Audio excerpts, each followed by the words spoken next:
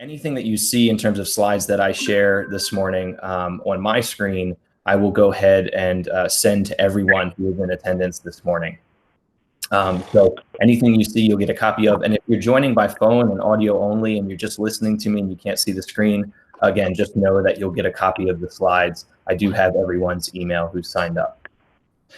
Just a quick reminder, I hear some background noise, so anybody who is joining us by phone or by computer, if you can go ahead and mute your microphone, that'd be great so that we can minimize the background noise. This is the first day. Okay. So I think it might be, I think I'm hearing some background noise from Jose. It's popping up saying that your mic is active. So let's see if we can go ahead and mute that. Okay.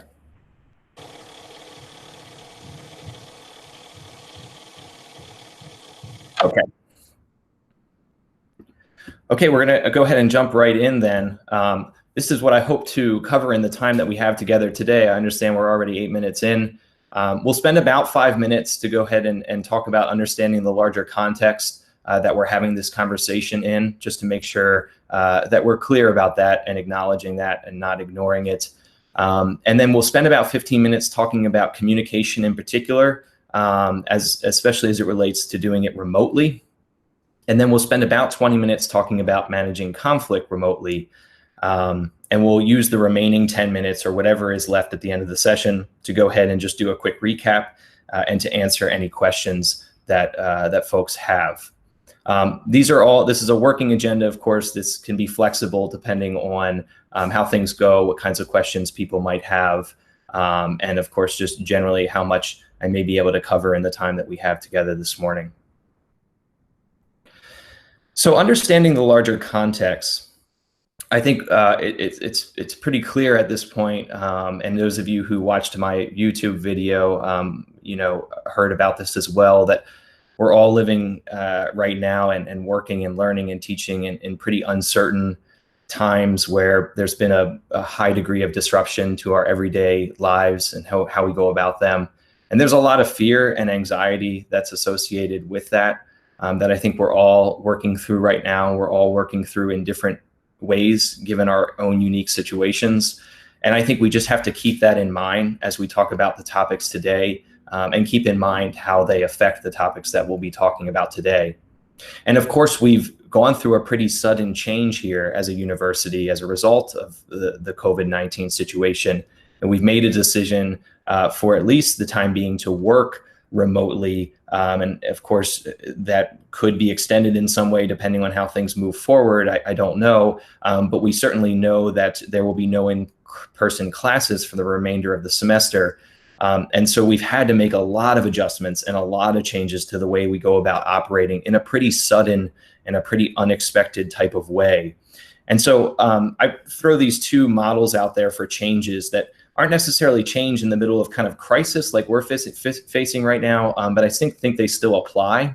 And they just talk about the kind of process of change, going from ending what was to a kind of neutral zone where you're trying to figure things out and it's still unclear and you're testing out things and figuring what might work and establishing some sort of new expectations and new norms, to then actually solidifying that and that becoming a part of your core operations and practice. And you've got to a place where you figure out what's working and what's not, how to move forward.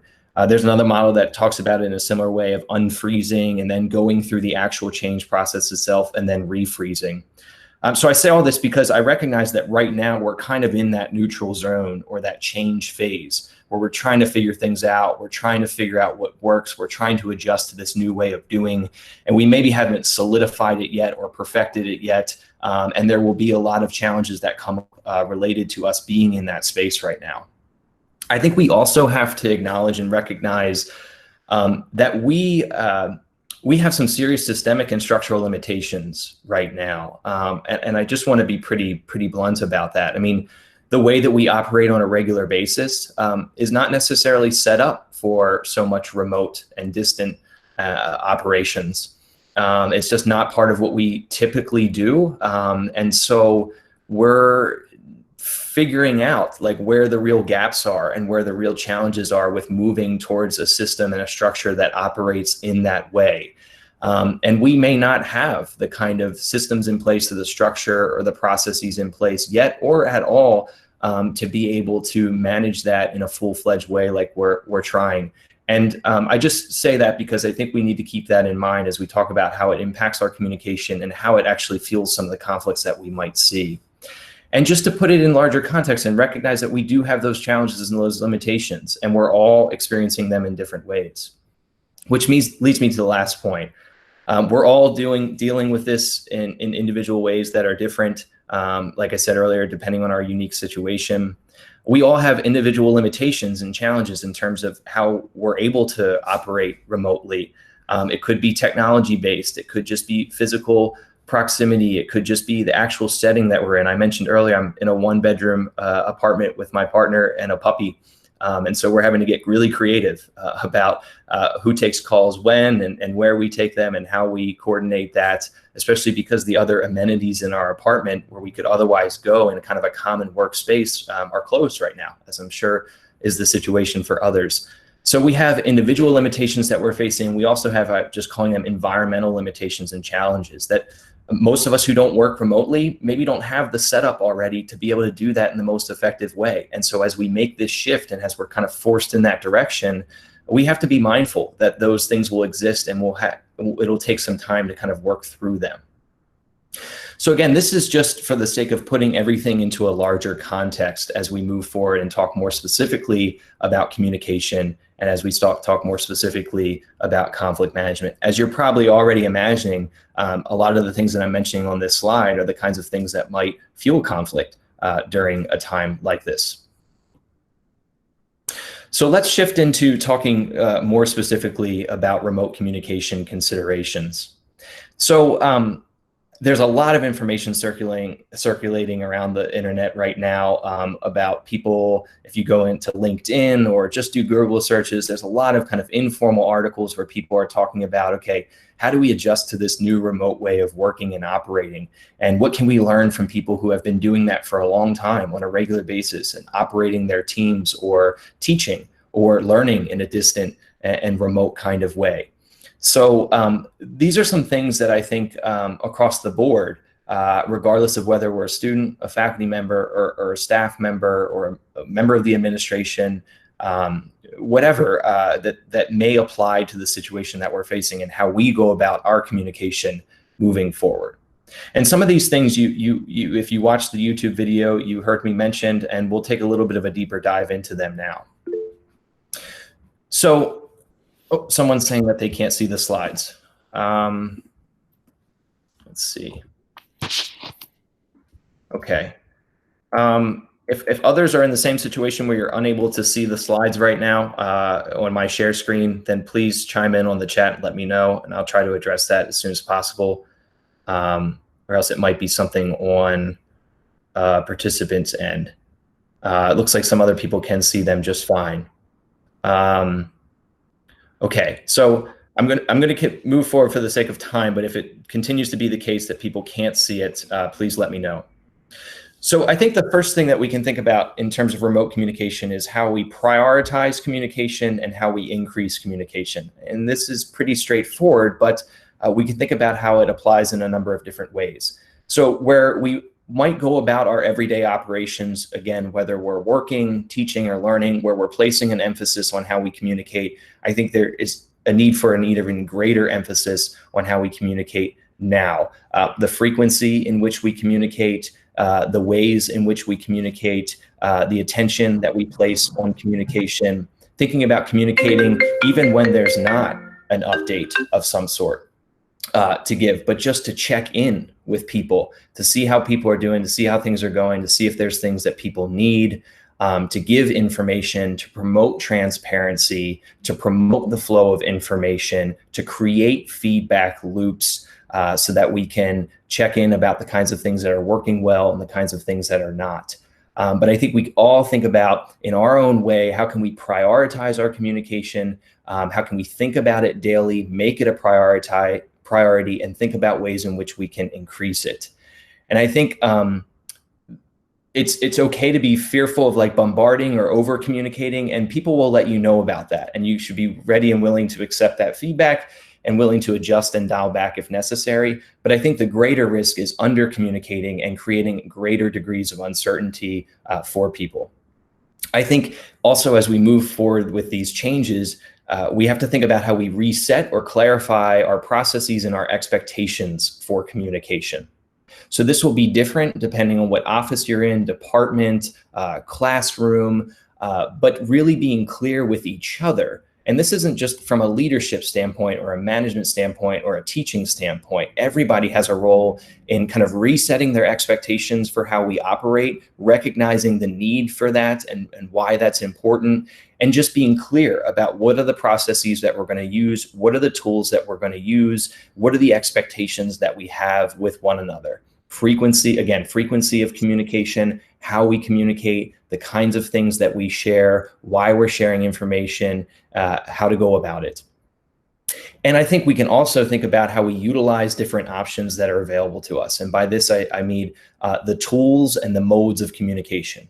I think there is a tendency right now to rely heavily on email and other electronic forms of communication, and we'll talk a little bit more about that in a bit. But I think we can explore also, like, how can we utilize phone? How can we utilize, like we are right now, Google Hangouts that also might include video?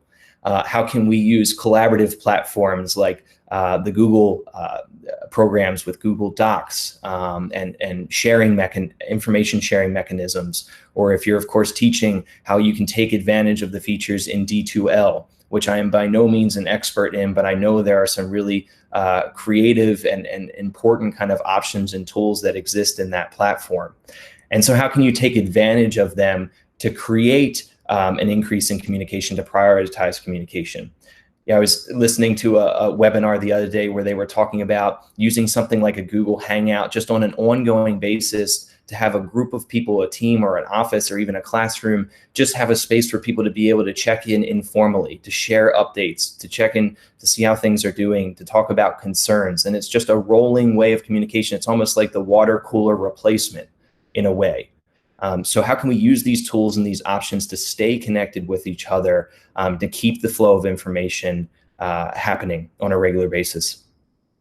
And of course, we have to understand the limitations of these tools in terms of individuals' abilities to access them, to be informed about how to use them, how to navigate them. And like I said before, the limitations of electronic forms of communication. Obviously, we miss out on so many different important aspects of communication, like body language and tone and facial expressions, that we don't get. And so it leaves a lot up for misinterpretation and misunderstanding.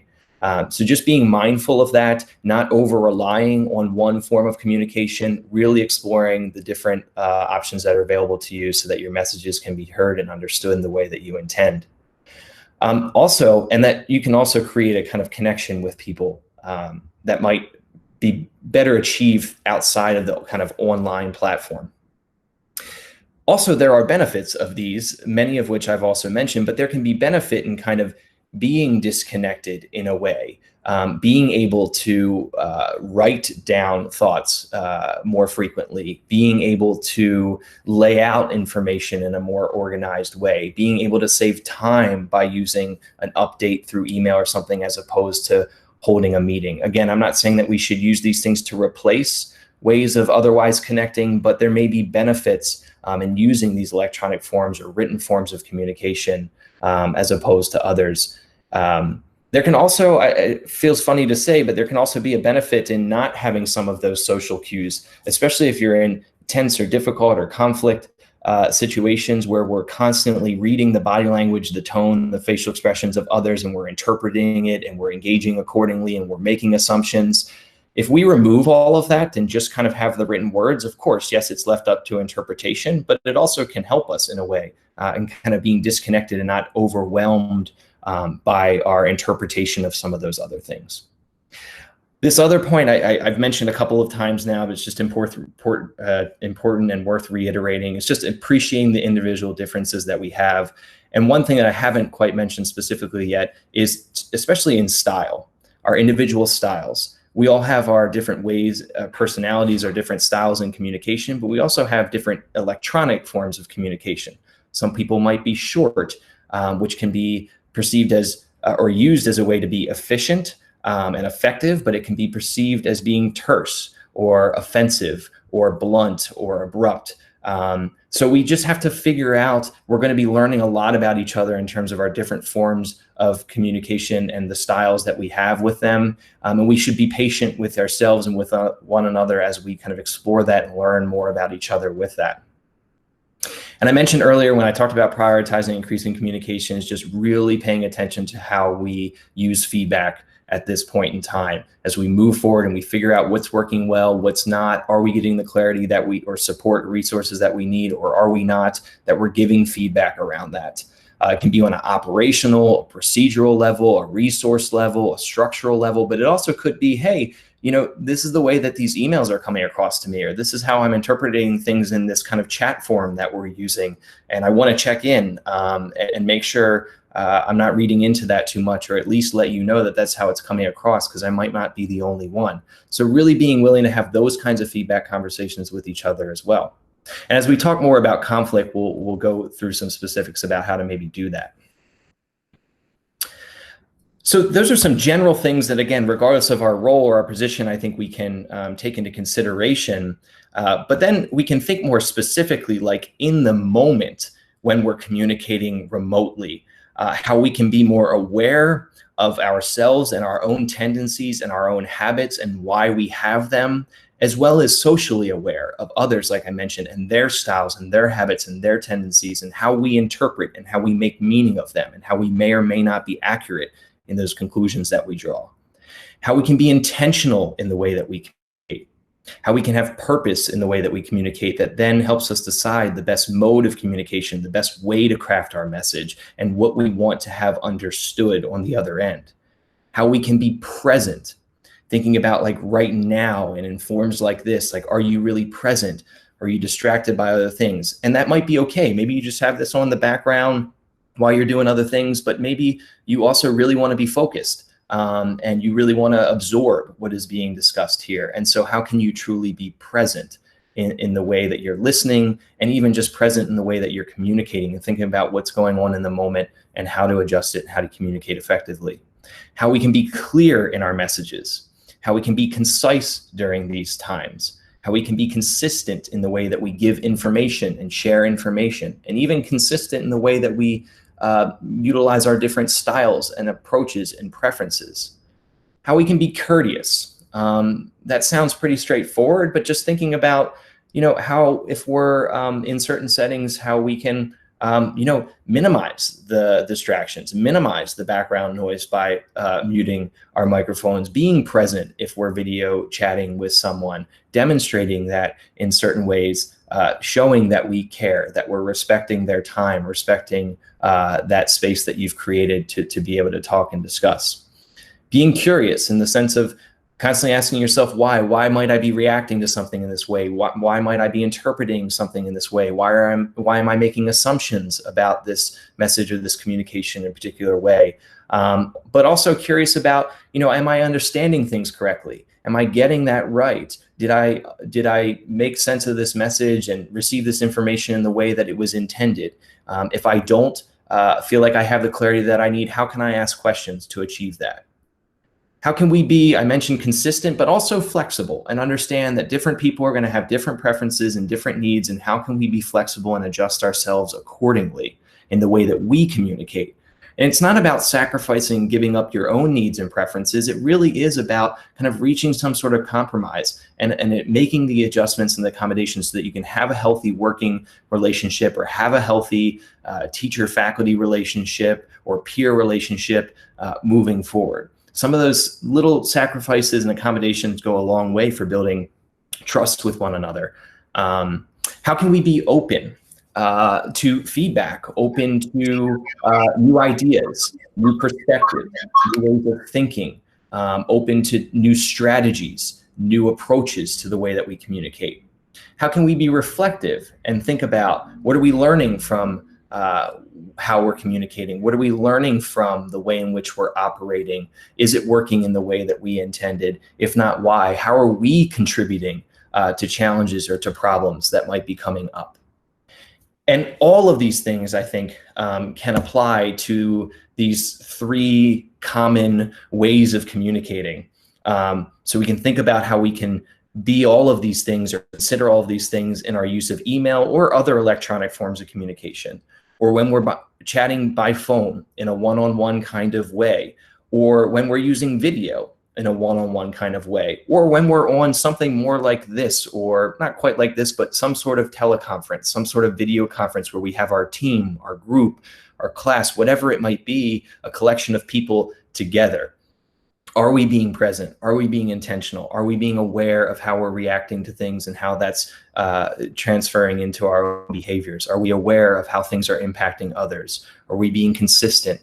Are we being clear and creating structure? Are we being concise in a way, not taking up more time than people have?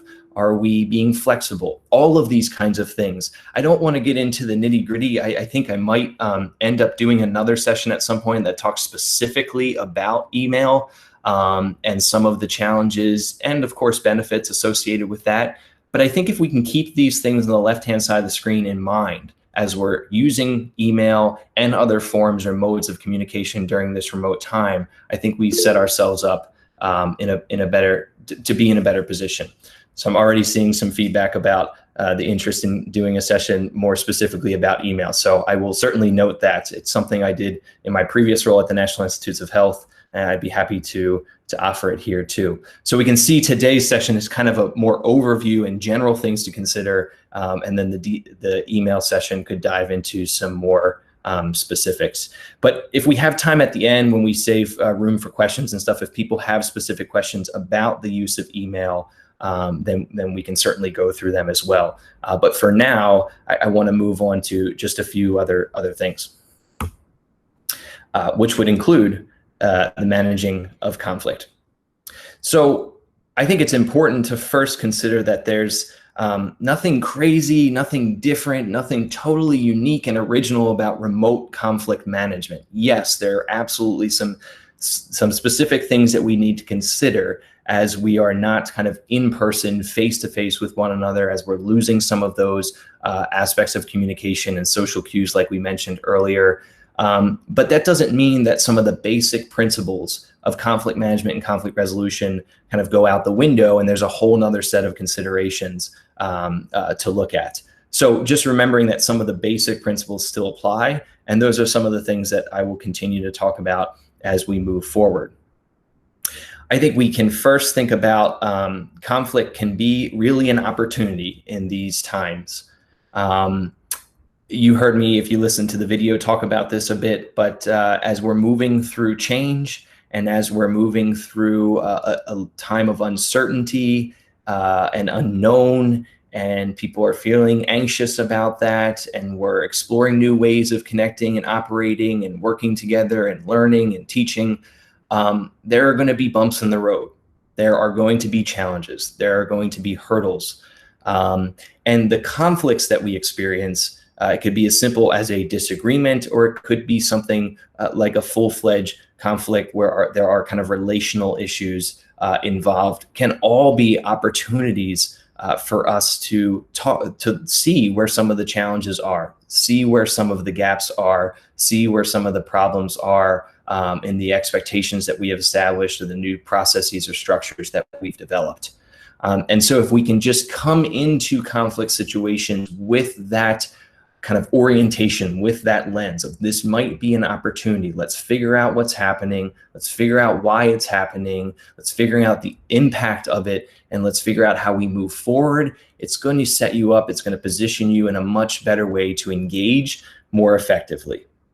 As opposed to just seeing conflict as this thing that we need to get rid of, we need to dismiss, or it's an opportunity to figure out who to blame or who to point out or how to deflect kind of responsibility or ownership in certain ways, or to prove things that we thought existed before we even came into this situation. Because let's be honest, conflicts that existed before are going to still exist now. In fact, they might be exacerbated in ways. So we should be prepared for old conflicts to kind of resurface or to continue, and we should be prepared for new conflicts to happen as a result of these changes that we're making. And so let's focus on conflict as an opportunity. Now, I'm not saying that means you go out and you're just starting conflicts so that it can be opportunities for growth and change and development. But I am saying that it is important to kind of first come to the situation with that focus, with that lens. And if we do that, if we're seeing it as an opportunity, then we're already going to be setting ourselves up to look out for some early signs of conflict and unease. So kind of rumblings, this sense that you get, there's this disconnect, something's off, you're seeing patterns in the way that somebody's sending emails or sending messages, or you're hearing a tone or inflection in their voice on the phone or in some sort of video conference, or there's an awkward sense of silence that you're experiencing that you feel like is sending some sort of powerful message, but no one is acknowledging. Or there's some sort of elephant in the room that people are struggling to figure out a way to talk about. And by room, I mean virtual room. But just looking out, paying attention to, again, this is not just for leaders or managers or supervisors, this is for everyone, paying attention to these signs so that we can get out kind of ahead of it. We can be more proactive in the way that we address it. We can address it at the stage of conflict where it's just kind of an event, an incident, a disruption, a misunderstanding, a disagreement, a funny feeling that people have. It's not something that has yet kind of exploded or escalated in a way that we feel like is really hard to get back under control. Why I say this and why I put an emphasis on this is because it essentially what is said in the next bullet. I think in times like this, when we are disconnected, when we're working and operating remotely and we're not seeing each other on a regular basis like we might otherwise, it can be really easy to kind of disconnect, to remove ourselves, to separate ourselves and avoid the kind of tension that otherwise exists around conflict when we're kind of in the office or in the classroom or in the physical setting every day.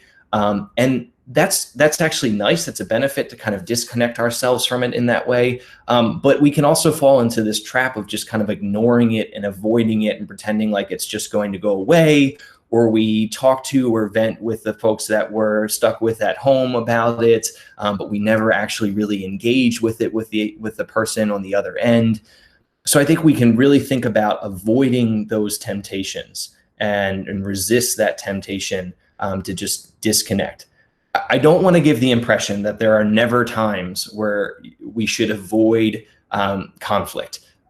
There are appropriate times to avoid conflict, especially in the moment, so that we can come back later in more maybe of a private or a confidential setting to address it with someone, as opposed to calling them out in the virtual meeting that we're having or on the conference call, or doing it publicly in a chain of email.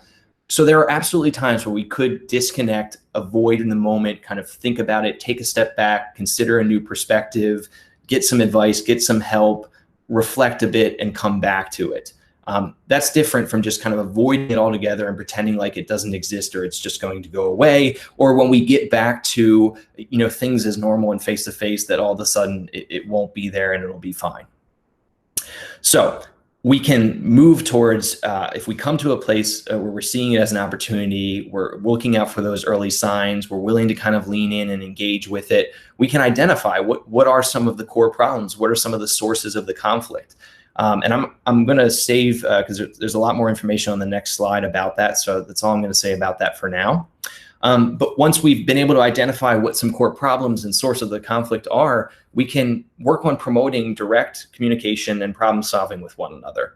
Now, this is where it gets tricky, right? Because we also have to know when to take the conversations offline, know when to not do that just through email or through some sort of chat setting where it's more public, or there's an increased likeliness that those misinterpretations can happen, like we said before, or we feel so disconnected and from the person that we may say or do things that we wouldn't if we were meeting or engaging with them face to face. We should really consider ways in which we can have direct communication and work towards problem solving in these times, where we can take advantage as much as we can of different aspects of communication that come with the different modes that are available to us. So really thinking about, can we set up a video conference to chat one-on-one, or to have a small group of people together to talk through a problem that we've identified? Or can we, if nothing else, at least have a phone conversation where we can hear one another, we can hear the tone, the inflection, other aspects of paralanguage, volume, pace, that we can use to our advantage. So again, promoting that direct communication, that problem solving, but being careful about doing that in the kind of online electronic communication setting. So I talked about identifying core problem and sources. So there are a number of things in the remote times that we're facing that could be potential sources of conflict. And I just want to highlight these because I think the more we can think about conflict at like stripping it down to the core and thinking about really what is this about at the end of the day, how can we name the thing that's going on here that's kind of causing it, the better off we'll be. It helps us to kind of frame the conflict in more neutral ways. It helps us to identify problems and find solutions that are longer lasting and not just quick fixes or band-aids. And there are a number of things that I think can fuel conflict during times like this that are worth noting. So of course there's the change, just like we talked about in one of the first slides, just acknowledging that change, that disruption, that neutral zone, that kind of in-between period where we're trying to figure things out, things are fluid, it's not set in stone, we're kind of developing policies on the fly to figure out these things. That conflict is going to come about just simply as a result of that. So instead of maybe attacking the person, who made the policy that ultimately didn't necessarily fit the reality of what's going on, we can instead say like, okay, this is about this change and this is about the policy that we're using as we're going through this change and the fact that it's not meeting the needs that we have on the ground. And so let's talk about a way to be able to adjust that. Let's figure out who we can get involved in the conversation to achieve that. There's a lot of things around change. I wish we had more time to dig into all of them, but I'm going to move on to some of the other sources. Of course, expectations. We talked about this in the beginning, being clear, being realistic, being willing to reset and change expectations is key because unmet expectations are often a source of conflict or unclear expectations from the beginning. I think I mentioned in the video those situations where somebody's giving you feedback or telling you that you didn't meet one of their expectations and your first reaction, or if you're the person giving that feedback, their reaction is, well, I never knew that in the first place. So those unmet or unclear expectations can always be a source of conflict in these times, hence the need to be clear about them from the outset or willing to renegotiate them or change them as needed. Communication, of course, can be a huge piece here. And by this, I mean literally the way that people do or do not speak to one another and the breakdowns that exist there, many of which we've already mentioned. I want to caution people, though, not to just lump everything up into a communication problem. I always tell people to ask themselves the question of communication about what? And whatever the answer to that is are probably the other kinds of things that you need to negotiate or think about problem solving or thinking about how to address. Communication may be a component of it, but it may be just one sliver or one piece of a bigger puzzle of what's going on. Technology and just the breakdowns in technology, relying on technology and then it not coming through, or our limitations or challenges around navigating technology, just the things, the structure, the methods that we use to connect and operate and communicate remotely during a time like this. If those things break down, they're not working, that can certainly be a source. Scheduling is a big one. Just trying to coordinate times to get people together when you're not all there already and you're having to do more and extra work to figure out when should we do this and when can we get everybody available and what way should we connect. All of those kinds of things can certainly be sources of conflict. Trust and integrity as we're operating and we can't be around each other constantly. We can't kind of see what we're doing. We have to rely on our ability to trust people, to follow through, to meet the expectations that we have, to do the kinds of things that we're hoping that they will do. And we have to, think about how we see them in terms of their integrity and how we see ourselves in terms of our integrity. And are we being reliable? Are we able to rely on others? Are we implementing mechanisms for accountability? If you're a supervisor or a manager, thinking about are you focusing on kind of results as opposed to just kind of tracking the use of time in a situation like this? And maybe there's benefit for both, but maybe more emphasis should be placed on one rather than the other. But just really thinking about accountability mechanisms and how that factors into reliability and trust and integrity, those are all potential sources of conflict. Of course, fairness in how we implement policies and practices and procedures and how we're doing that or not in consistent and fair ways are always going to be potential sources of conflict. Challenges that we might feel to our autonomy, especially if there's a lack of trust or there's concerns about reliability or there aren't good accountability mechanisms in place. One might feel like they're being watched, they're being controlled, their autonomy is being stripped, they're being told what to do, they're constantly being checked in on. Those kinds of things can certainly be sources of conflict. Creating inclusion and access for people might also be sources of conflict. And are just perceptions around competence and people's ability to operate and to function and to navigate this time and these changes and these ways of operating remotely could be a source of conflict as well. I want to be clear, this is not an exhaustive list, but these are the kinds of things that we see pop up often. So again, why is this important? Well, I think we can kind of strip it down and think about, okay, at the end of the day, what is the source here? Where is this really coming from? Do I have concerns about accountability? Do I have concerns about the use of technology? Do I have concerns about my own autonomy? Do I have concerns about how fairness is taking place or not here? Is this about the changes that we're moving through? All of these kinds of things, I think, allow us to think about and to frame the conflict in maybe a more neutral and a more specific kind of way. So then, what do we do? So I want to shift into, and I'm going to move through this pretty quickly so that we save some time for questions. But I think there are a number of different things that we can consider as it relates to the management of conflict. But one thing at the core is, how do we have conversations? How do we have dialogue with one another when there are conflicts, when there are problems? And how can we do that by phone or by video as we move forward?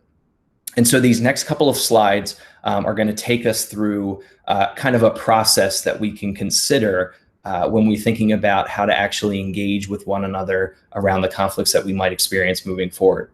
And it goes everything from how do we determine the best way and time to communicate? So again, video, phone, are we using email? Is that the best method? If so, why? Those kinds of things. And then time, like when is the best time? Are we creating enough time to have these kinds of conversations? Are we doing it at the right time? Are we considering the other different commitments that people have and whether or not they can be present for a conversation like this, or minimize distractions that we might have? And we can carefully consider how we invite other people to join us in a dialogue about a problem, about a conflict that we're experiencing. And this is just some example language. It's nothing groundbreaking or novel or things that you probably haven't already used or thought of, but it's just a good reminder of how we can kind of frame that request. It could be as simple as, do you have some time to talk by video or by phone about problem X? I would like to have a conversation about problem X or issue Y. I'm interested in hearing what you think about it, and I would like to be able to share my perspective. Or I want to see if we can reach a better understanding about how to address this particular problem. I want to hear your thoughts, and I want to share my perspective as well. You'll notice that the last two really place an emphasis on kind of collaborative dialogue and collaborative problem solving. I have a perspective. I see the concern in a particular way. I want to share thoughts. I have ideas, but I also want to hear yours as well, and that's key. We can engage in these dialogues in a way when we're actually kind of in the midst of the conversation. We can think about sharing our goal, sharing our perspective. What do we want to accomplish by this conversation? What is our perspective on the issue, on the problem, on the conflict, how we got here, how we make sense of it? We can think about how we communicate to clarify and to learn. And that'll cause us to come to things from a place of curiosity, like we talked about earlier, and not just making assumptions or drawing conclusions or stating things as fact when they might not be. It's just really, I want to clarify, I want to share with you, I want to help you understand how I see this. And I also want to learn from you. I want to hear your perspective. I want to hear what's concerning to you, what's bothering you, whether or not you see this as a problem at all in the first place, those kinds of things. We can focus on in our actual communication how we can have how we can be clear about the content of what we're saying, we can be neutral in our tone, and we can be temperate in our phrasing. Some things that help us with that are using I language instead of you language. So it's talking about from your perspective, from your vantage point. I feel frustrated when we're having these conference calls and there's a lot of different interruptions and there's a lot of different distractions, and it's hard to hear people, and we're over talking each other, and we're not getting through the whole agenda that we've set out. And I think when that happens, it causes me to move forward and not really feel clear about what it is that I need to be doing and how I need to be using my time and who I need to be connecting with. And so I'm wondering if moving forward, we can be more clear, more specific about our agendas, how we use our time. We can talk about how we set up meetings in a way that minimize interruptions, allow people to speak, maybe one at a time. I don't know, something that will help to manage that moving forward. Instead of saying, like, you keep holding these meetings and you never, allow us to get all the way through the agenda, and you're constantly interrupting and you don't mute your microphone and it causes these constant distractions. So somebody asked, what is temperate phrasing? These are some of the things I'm talking about right now, just how we phrase our messages in a way that doesn't have that kind of triggering or kind of explosive type of language, or things that are going to, cause people to react in certain ways. We're kind of using that neutral tone, but we're also using kind of neutral language in a way. We're tempering it down in a way. Avoiding absolutes. So thinking about not saying things like you always or you never, instead offering specifics like, last Tuesday or at our meeting earlier, you mentioned. It may be a pattern, and you can acknowledge that too, but I think most of us react defensively to absolutes because our first reaction is going to be, well, no, I didn't do that last time, or I didn't do this time, or no, I sometimes do that, or I don't always do that, instead of really hearing what the core concern of the core message is. State inferences as inferences, not someone's intent. We talked about earlier how we can make assumptions about their intent. We may or may not be accurate, and we may or may not be right about that. But that's not really the point. It's about checking in and questioning and testing some of those assumptions, and being able to just say, like, here's how I understood that. Here's how I heard that. Here's how that came across to me. Here's how I interpreted or made sense of that, so that but that maybe that wasn't your intent. So let's talk about what your intent was, or let's talk about where the disconnect is there. And of course, there's going to be emotional energy in these kinds of conversations. There always is. I wish we had more time to talk about, the management of emotions in all this, because it is key. But I think it really starts with just acknowledging the emotional energy and directing it towards something useful. Being able to say, like, I sense frustration, or I feel frustrated, or I'm feeling at a loss, or feeling hopeless, or fearful, or worried, or anxious here. And I'm hoping that if we can come up with a plan by the end of this conversation, it will reduce some of that uncertainty, it will reduce some of that anxiety for me. Or to be able to say to somebody else, I'm getting the sense that you're, feeling disconnected, that you're not feeling included, you're not feeling in the loop with what's going on with the team here, or what's going on with the class. And so what can we do to minimize that, or to reduce that, or to eliminate that feeling of disconnect or lack of inclusion, so to speak? We can also, of course, this is a lot of this is about us and our sharing and our wanting to clarify, but we also talked about wanting to learn. And so we have to invite other people to share their perspectives. We have to listen with the intent to understand, not just respond. So what does it mean to really be present, to listen actively, to be paying attention to what people are expressing, what their concerns are, what their interests are, how they see the problem, how they make sense of it, especially when you don't agree with it? And how can we reflect back to acknowledge what we're hearing? Similar to what I just said earlier, it sounds like you feel disconnected from the group. It sounds like you don't feel included right now. And that's certainly concerning, and that's impacting your ability to move forward with your work. So it sounds like you really want to be able to come up with a plan where you can feel more involved, feel more connected, even though you might not have access to a certain piece of technology that we're using. Whatever it might be that you're hearing from the other person, finding a way to acknowledge that, finding a way to reflect that back goes a long way for people feeling heard, for the conversation to kind of de-escalate in a way, and for you to be able to shift and think about how you move forward. It's also going to require us to think about how we ask questions so that we can test assumptions and better understand someone's thinking. And usually in these sessions, I talk about the use of open-ended questions so that you can put the other person in control of what information is important to share, as opposed to you assuming what information is important to share. So instead of just interrogating them or questioning them with this kind of litany of close-ended questions, like, did you do this? Did you do that? Did you check this? Did you check that? We can just shift and say, like, help me understand what you have done. Or help me understand how you see the problem. Or what do you think will change as a result of that new solution or that new idea? That we're really putting them in control of what information is most important to share. And we're then engaging back in a position to listen and to work on understanding, to acknowledging, continuing to acknowledge what we're hearing from them. And we should think about how we can move towards a place where we have a shared understanding of what the issues are, that we can identify them kind of together. We can talk about them at their core. Okay, it sounds like it has to do with scheduling. It sounds like it has to do with the way that we're coordinating our meetings, or it sounds like it has to do with the access that people have to the information in the classroom, whatever it might be, but just making sure that everybody's feeling kind of on the same page about what the issues are. And if there are difficult moments throughout all of this, which there might be, we shouldn't expect that it'll just flow perfectly like this, that you can just bring the focus back to the original purpose. I feel like we're getting off track here. There's a lot of other things being shared. We've kind of separated away from talking about what I think is the core problem. We came into this with the goal of trying to create a plan about how we're going to schedule things in a better way moving forward.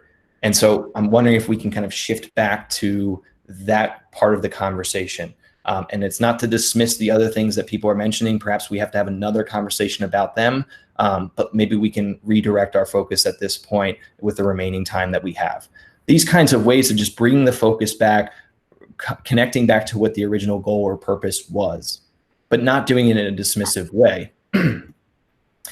And finally, we can shift the focus to what the future is and will look like and what ideas we have. But I caution people to only do this if appropriate or if people are ready. It's dangerous to kind of just artificially, as a participant or as a mediator to a conversation, just say like, okay, let's just move on. Let's just talk about what we're going to do. Let's just talk about what we're going to do. If people haven't felt heard, if they haven't felt like their concerns and their perspective is acknowledged, or that questions haven't been answered or clarity hasn't been given, then it's really hard, like literally in terms of how our brains work, to be able to shift into a place of problem solving and future focus. So paying attention to when it feels right to do that. And if it's not, maybe you need to go back and say, there's obviously more that we need to discuss. This is maybe a bit more complex than we thought. People have some very different opinions about this. And so what's the best way moving forward for us to continue this conversation? Or maybe you are in a place to be able to say, okay, so it sounds like we have a clear understanding what some of the issues are. We've heard from everyone. We've heard from different perspectives. And so maybe we can take a look at what we want to do moving forward to address the problem. And you can ask what you want. I need blank in order to accomplish this, or this would be useful to me because that would be useful to me because this would allow me to. So you notice that in this, you're not just talking about what you need, but why you need it. So it's not just your position or on something or demand or request. It's the interest that you have behind that. It's the why behind that, which is ultimately most important. And ask what the other person or people need and why they need it. Explore new and creative solutions that address the various interests that people have. So thinking about like, what are the different things that you heard earlier in the conversation that were important to people that they're hoping to address moving forward? And what are the different options and solutions? How can you brainstorm the possibilities of how to move forward that would address those kinds of things? And of course, how can you capture and specify any areas of agreement that you reach or commitments that people made? How can you get specifics on what the next steps will be, especially in times like this. It might be important to follow up to conversations with some sort of email or document of like, okay, this is what we agreed to moving forward. Or if there were people who weren't present in the conversation but may be affected by a decision that's being made, hopefully they could have been there from the beginning. But if not, how can that information or those agreements or commitments be shared with others so that they're informed? And how can we make it a point to follow up and to check in with one another as we move forward about, is this working well? Are the adjustments that we made actually leading to the outcomes that we were hoping for? If not, how do we renegotiate? How do we readjust? How do we understand why they maybe didn't meet the mark, so to speak? Is there something that we are missing? Is there something that we didn't consider originally that we have to revisit? The point being just making sure that we're following up, that we're checking in, even if we feel like it's working really well. Being able to check in and say like, okay, let's talk about what is working well. Let's highlight that. Let's make sure we're paying attention to that. Let's make sure that we're remembering that so that we'll continue to do these things moving forward. Okay, so I know I zoomed through that pretty quickly. I was hoping to have to feel like I had a little bit more time, but that's okay. This is, again, just an overview. Everyone's going to get a copy of the slides. These are some basic things to think about from a conflict management standpoint, but then again, to think about when we're engaging in dialogue with one another around these problems, around these conflicts, especially from a remote standpoint, moving forward, some things to consider. So I know we're almost at time here, but I do want to be able to take any kinds of questions that people have. So if you're interested in just hanging out for a little bit longer and seeing where the kind of question portion goes, that's great. I would appreciate that. If you can't, if you have another commitment, I certainly understand. Again, know that you will get a copy of the slides. But before we shift into questions, I just want people to know that you can certainly reach out to me at any point. I am continuing to offer Ombud services in a remote way moving forward to faculty, staff, and students. If you're having a difficult situation, you're facing a conflict, you're having challenges with some of these changes or the communication that's taking place around it, anything that we talked about today and beyond, you can reach out to me at any point. We can talk in a confidential way. We can think through what some strategies or some options might be for how to move forward. Okay, so with that, I will go ahead and pause. And take any kinds of questions. People can chime in over the audio. You can unmute your mic, or you can just send it in on the chat, whatever you prefer. I'll take about 5 to 10 minutes extra for any questions that people have, unless, of course, there aren't any questions, and we'll certainly end earlier. So, questions, feel free. Hi, Tyler. Yes. Hey, good morning. This is Asma. How are you all doing? I'm doing well, thank you. I have a question, Tyler. Since this is this is the first time I'm working from home. In all my career, I've worked straight at the office. And I wanted to know, if we make a mistake in emails, how do we correct it? Like, how sometimes, I accidentally sent what I wasn't supposed to send. How do you correct that mistake? Yeah, so I think the easiest kind of approach to that is just with a level of transparency, to be quite honest. I think just being able to acknowledge it, I think we're all, hopefully patient and understanding that those kinds of things are going to be happening as we're relying on email and other forms a lot of showing. Right. So just being able to follow up and being transparent and saying, this was sent in error, or I meant to say this instead. I apologize. Just being candid about that, especially because once it's out there, it's out there. Right. Trying to make technology, I know, like through Outlook, which we don't use, of like how you can recall a message, but it's imperfect and it only works if the person hasn't already seen it. Exactly. So I think the easiest thing to do is just with a level of transparency, following up and saying, this was done in error, this was an incorrect piece of information. Please excuse it. There's a lot of email going back and forth around now, a lot of information being shared, and this has been done in error. Okay, so should we also let our supervisors know that, hey, okay, you had asked me to complete a task, but this is the error I made. I just want to let you be aware that if they ask you any questions, yes, the error was made by me, but it wasn't intentionally, it was unintentionally. Excellent follow-up. Yes, and that's a great point because that kind of speaks to the other side, the person who was the original requester. I think the same level of transparency can be applied there as you just indicated. So being able to say like, this happened, you know, it was done in error. I acknowledged it with them, and I just wanted to let you know, I wanted to keep you in the loop in case you got questions or concern. Please know that this took place. Okay. Thank you. Thanks a lot. Yeah, sure. Wow, that's helpful. Thanks, Asma. Any other questions? Hi, I actually have a question. So, hi everyone, my name is Jessica Vasquez, and the question I actually have for you, Tyler, is would you recommend that teams limit the amount of communication channels they utilize while working from home so that they don't become overwhelmed? I think it's a great question, Jessica. I think every team is going to have like a unique set of needs, giving their circumstances and what their responsibilities are and how they generally operate, not in, you know, outside of a remote way, like how they do operate usually, and whether there's a need for like high connection collaboration. But I think your point is a good one, that like we can have information overload, and we have to be careful about kind of establishing good boundaries and making sure that we're not bombarding people with information or creating unrealistic expectations about how much they should be connected and in how many different ways. Or we also have to be careful about not coming across as if we're trying to, like, say you're a manager or supervisor, like you're doing it because you want to maintain some sort of control and make sure that people are constantly doing things, right?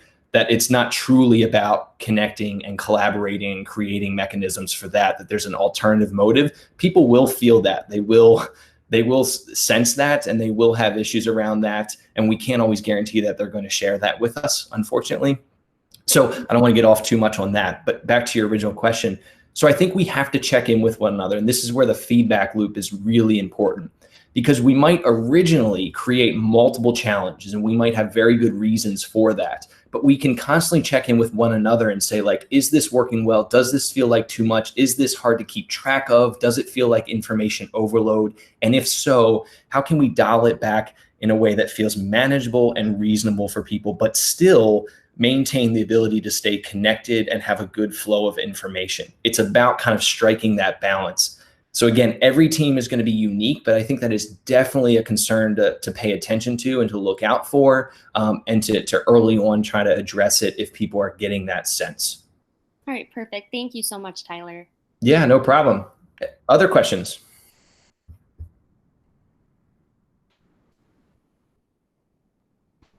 I'm going to check the chat here. It looks like there might be. Where can I find the YouTube video you referred to in the presentation? Great question. So if you go to the Ombuds homepage on the NEIU website, it's posted there. Or you can just go to YouTube and type in NEIU Ombuds, and I think it's like the first video that pops up. Or there was a targeted announcement sent out last week that includes the video as well. Somebody asked, they registered today. Will they be able to have a copy of the slides? Yes. So anybody who registered really up until now, I will go ahead and make sure that through email you get a copy of the slides.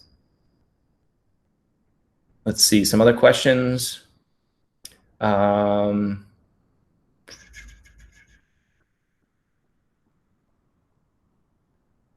Okay, that looks like it for questions. The rest of the chat seems like comments. Oh, wait, since it was being recorded, will we be able to access it and view it again? Yes. So I'm going to stop the recording after the session. I'm going to kind of clean it up and make sure it's edited in whatever way might be necessary. And then eventually I will go ahead and make it accessible to everyone, not just those that attended, of course. Other questions?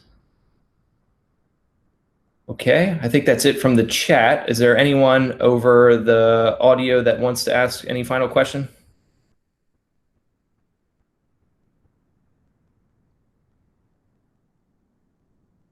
Okay, well then, otherwise, again, I really appreciate everyone chiming in. Thank you for taking the time. I know everyone is quite busy.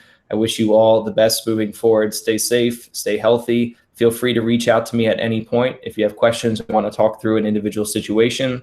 Stay tuned for the slides to follow up. And thanks again. Take care.